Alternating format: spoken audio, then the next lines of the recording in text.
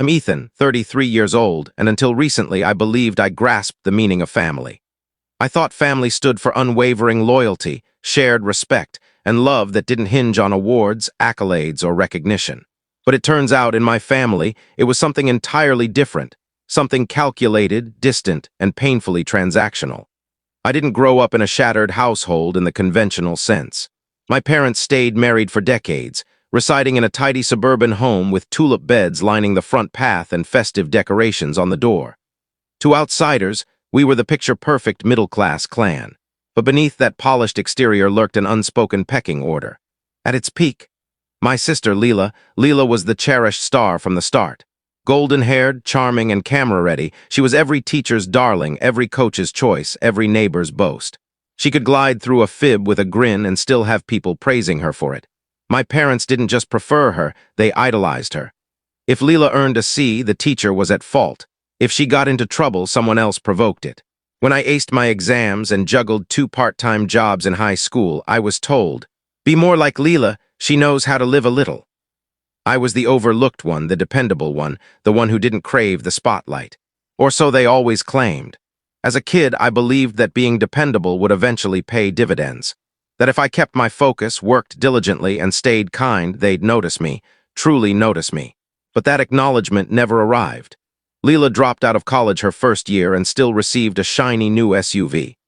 I graduated with distinction, and they handed me a second-hand coffee maker and a talk about financial discipline. Leela burned through 3 failed businesses by age 25, each one bankrolled by mom and dad. I had to scrape by with loans and a rundown apartment to earn my master's degree. Yet I kept trying to stay connected. I showed up for holidays, fixed things around the house, drove them to doctor's visits when their car broke down. I never mentioned how unjust it felt, how erased I often was.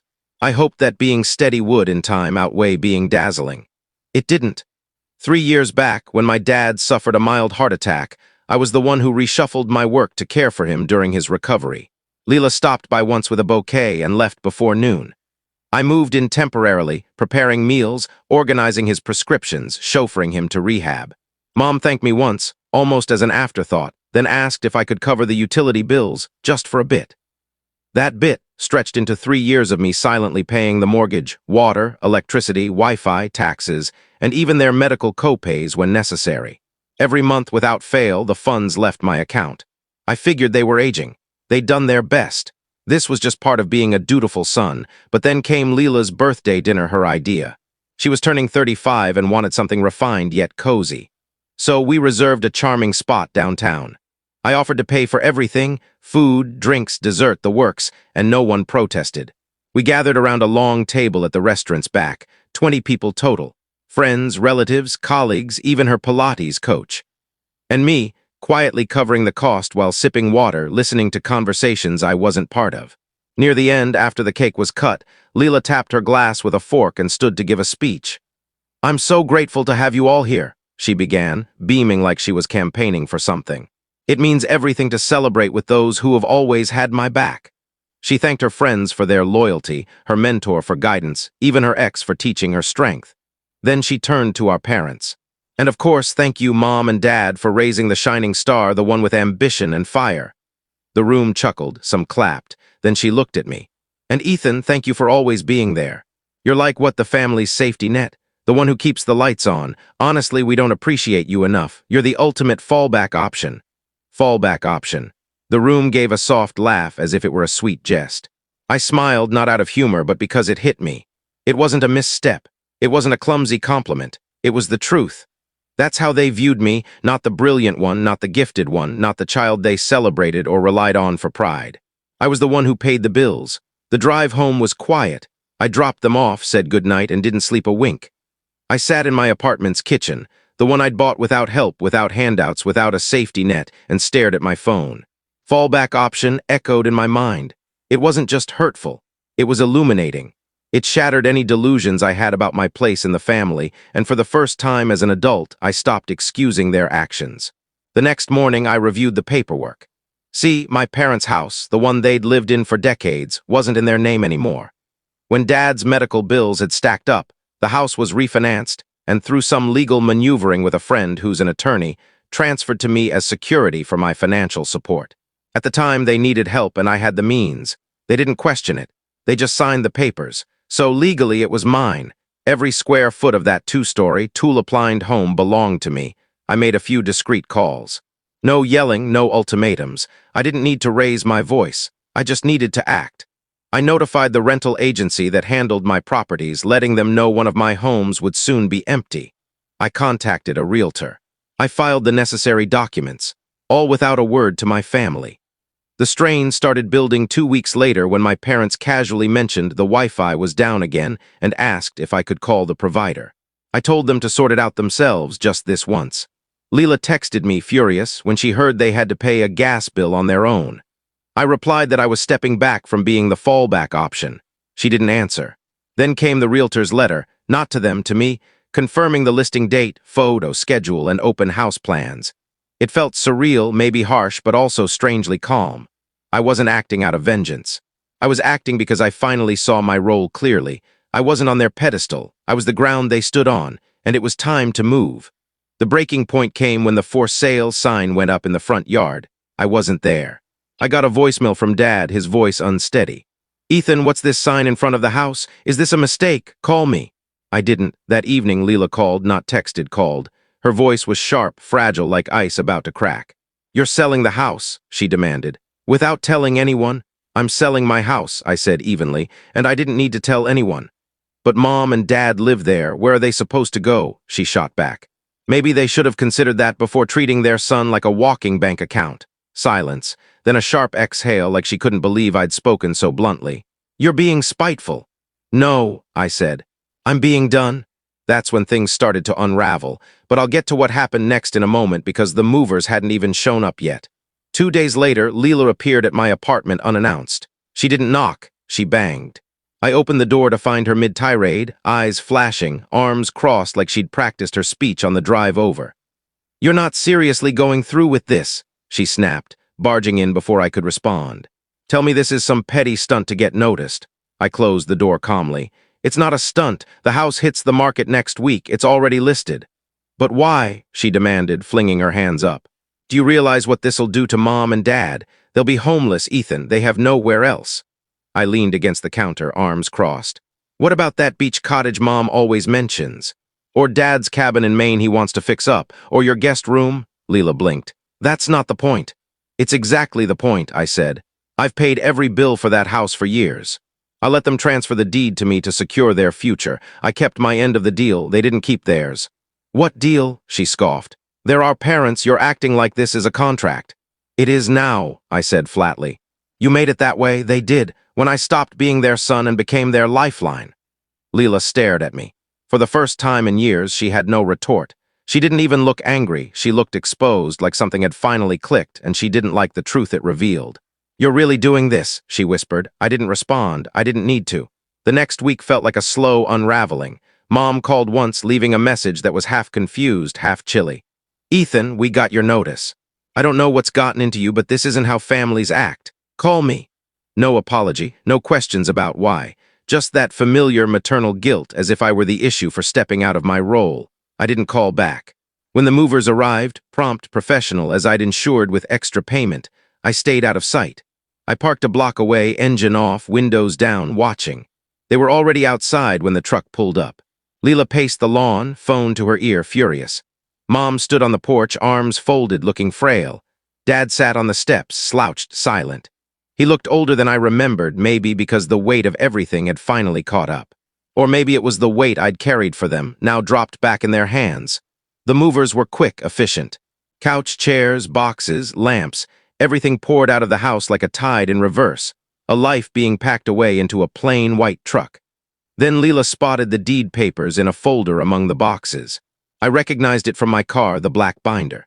She tore it open, stared at the title, property owner, Ethan M. Carter. She let out a raw, furious yell, not a scream, but a sound of pure disbelief, as if the reality had finally hit. This wasn't a tantrum or a bluff. It was final. She shouted something at our parents, pointing at the movers, the truck, the sign. They were falling apart, all of them, and all I felt was quiet, not triumph, not joy, just release. Years of being the steady one, the silent one, the one who stepped in without question. Years of hearing, Leela's got a lot on her plate as an excuse for why she got more affection, more attention, more leniency, while I got duties and expectations laced with guilt. I watched as a table was rolled down the driveway, and Leela stomped her foot, yelling at a mover like he was to blame for her crumbling sense of control. In that moment, I realized they still didn't get it.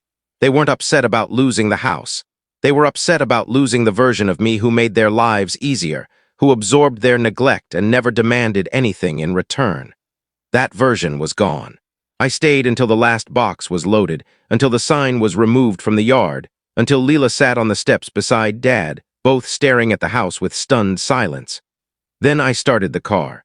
No wave, no honk, no rolled down window. I drove away.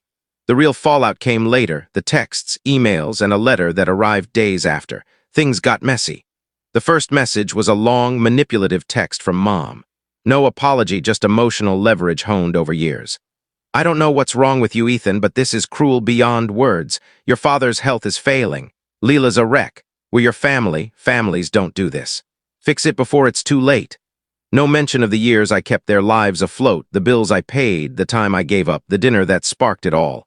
Just shocked that I'd withdrawn my silent devotion. I didn't reply. Leela's message came the next morning, sharp and biting. "You're a selfish kid who cracked because you couldn't stand not being the star. Congrats, you've ruined the only stable thing in their lives." Stable thing. Not son, not brother, not family, just stability, a resource, a crutch. I stared at that text for a long time. I didn't respond.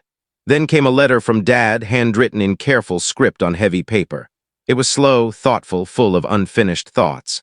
"I don't know where we lost our way with you. I never meant for you to feel less than Leela. She just needed more guidance, more care. You were always steady. We relied on you because we knew you could handle it. Maybe that wasn't right. Maybe we didn't say thank you enough." A long pause in the text, like he'd stopped writing. "Your mom's scared. She's angry. This house was our life. I didn't think you'd ever act on those papers. I guess we took you for granted." He didn't ask me to stop the sale or come back. He just wrote, "Whatever's next, I hope you're okay." That one almost broke me, not for its warmth, but because it was the closest anyone in my family had come to admitting fault, yet it still sidestepped the full truth. They hadn't just taken me for granted. They drained me, expecting me to give endlessly without asking what it cost me. I kept moving forward. The house hit the market the next week. My agent asked if I'd consider renting it out instead, maybe to keep things civil. I said no. I needed a clean break. Meanwhile, odd messages started coming in from cousins, an old family friend on LinkedIn saying things like, "Heard about the house. You okay?" Or, "Your mom's devastated, maybe talk to her." Apparently, they'd spread a story that I'd had a breakdown, that I was lashing out without reason. I didn't defend myself or post explanations. I was done justifying myself to people who only heard me when I stayed quiet. The real chaos erupted a week later when buyers arrived for a walkthrough and Leela barred their way. My agent called, sounding weary. "Ethan, I'm sorry, but there was an issue. A woman claiming to be your sister stood in the driveway yelling that the house wasn't for sale. She blocked their car and threw a flower pot." I sighed. "Blonde, late 30s, designer sunglasses, acts untouchable." "Exactly," she said. Leela had parked her SUV across the driveway, pacing the porch all morning, muttering threats about lawyers she didn't have. When the realtor asked her to leave, she claimed tenant rights, which was absurd. She hadn't lived there in years, only dropping by for favors or a free meal. After the buyers left rattled, she sent me a video, ranting as she walked through the house. This was our family's home, our legacy, and my brother's tearing it apart like it's a business deal, all because he can't handle being outshined. This is what jealousy looks like. She posted it online, tagged me. It got 3 likes. I didn't respond. I sent it to my lawyer. The next day, a formal eviction notice went to my parents. Leela wasn't staying there anymore, but her stunt had repercussions. My lawyer was clear. Another disruption and we'd press charges. If she stepped on the property again, it was trespassing. Things quieted down after that, until a late-night voicemail from Mom. She was sobbing. "We didn't know, Ethan. We didn't realize you felt this way. I thought we were just parenting. I didn't mean to make you feel unseen." Then a line that lodged in my chest. "I just want my family back." I replayed that message in the dark over and over. For the first time, I wavered. But the next morning, Leela showed up at my office, and what she said changed everything. She strode into the lobby like she owned it, heels clicking, sunglasses on indoors. I was in a meeting, but I saw her through the glass, tapping the front desk with the impatience of someone who'd never waited for anything. My assistant buzzed me. "Ethan, a woman says she's your sister." Of course she did. I excused myself, straightened my tie, and walked out, steeling myself. Leela turned, pulled off her sunglasses with a theatrical flick, and gave a tight, empty smile. "There you are. We need to talk." I nodded to the conference room. 5 minutes. She didn't argue. We sat across the table where I'd closed deals and built a career no one in my family ever cared to ask about.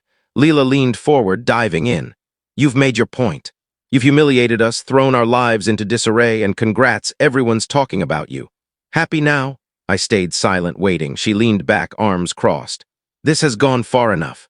You've got Mom sick with stress, Dad barely talks, and I'm exhausted from fixing your chaos. Let's end this. Sell the house, split the money, move on." I let out a short laugh, unstoppable. She froze. "What's so funny? You think this is about money?" I asked. "It's always about money with you," she snapped. "You act like you're above it, but you're just flaunting your paycheck to feel superior." I shook my head. "No, Leela. I wanted respect. I wanted to be seen. I wanted to stop being treated like a bank with a heartbeat." She scoffed. "You're rewriting history." "No," I said. "I'm seeing it clearly." She pushed back from the table. "So you're just done with us? Done with your family because we didn't clap for you every time you paid a bill?" I met her eyes. "You called me the fallback option, Leela, in front of everyone, like it was a compliment. Like I should be proud." She faltered, guilt flickering briefly. "I didn't mean it like that. But that's how you all saw me," I said. "The one who fixes everything, pays, listens, stays quiet. And the moment I stopped, I'm suddenly selfish. The villain." Her voice softened. "You hurt them, Ethan."